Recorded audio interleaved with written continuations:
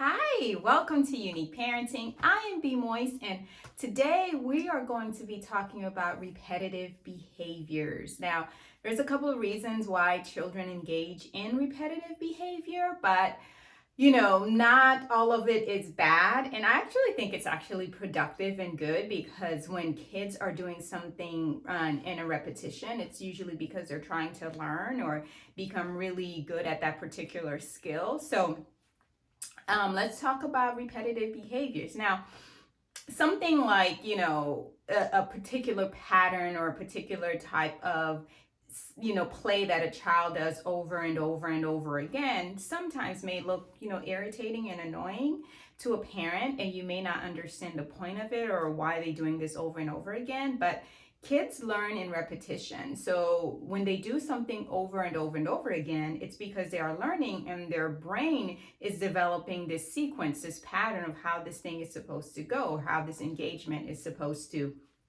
be. So when you see a child doing the same thing over and over and over again, it's usually because they're trying to master that particular skill. Now, it doesn't necessarily mean that they have not mastered that skill. They may also just like the result, the outcome of knowing this particular thing, of knowing, oh, if I do this, this is what's going to happen.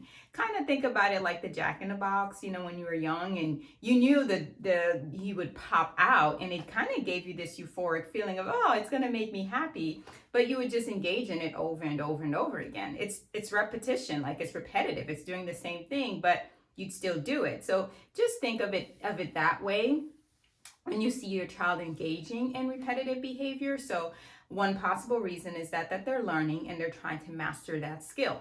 Another reason could be there is a feeling of knowing the outcome that makes you feel good. Like it's kind of like it gives this brain this like, oh, this is gonna be a good feeling, and it also reduces your anxiety. I'll give you an example. I have seen certain movies over and over and over and over again. And the reason I like to watch these movies over and over and over again, it's usually because it puts me in a particular mental state. Like it gives me this sense of, oh, I know what's going to happen and I know how it's going to make me feel. And I get very excited because I want to experience that emotion or that particular feeling again and again. And sometimes I'll even go to a particular scene of that movie where it's like, oh man, I love this scene. Usually for me, it's some kind of a fight scene at the end of some kind of a sci-fi movie. Love sci-fi. And I will watch that fight scene over and over and over again because it just makes me feel really good. And I also notice that, my children will do the same thing, and most adults do the same thing too. So we all kind of are doing this repetitive behavior, but because, we have language, or, it's not abnormal, it doesn't look weird, we don't really question it. But if a child is engaged in such behavior, we tend to question it or want to fix it.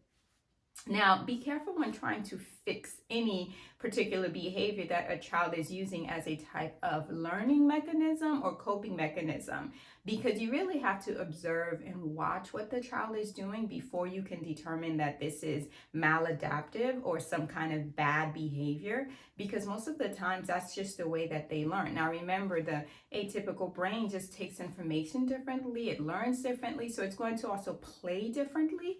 And that doesn't mean that it's a bad thing. So repetitive behaviors, not necessarily bad. Just pay attention to, why your child is doing it. Look behind the behavior and not focus on so much on the behavior.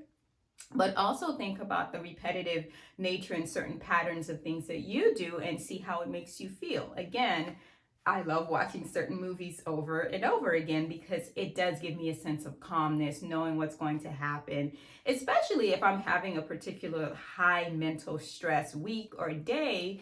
I will go to a movie that I know is going to bring me a feeling of happiness and joy, and it's going to put me in a euphoric state. So, as an adult, I know what I'm doing and I know what I'm seeking, and I can obviously say that and communicate that well, while a child may not be able to do that, but more than likely they're doing the same thing as well. So in the meantime, I want you all to enjoy your unique parenting journey with your unique child.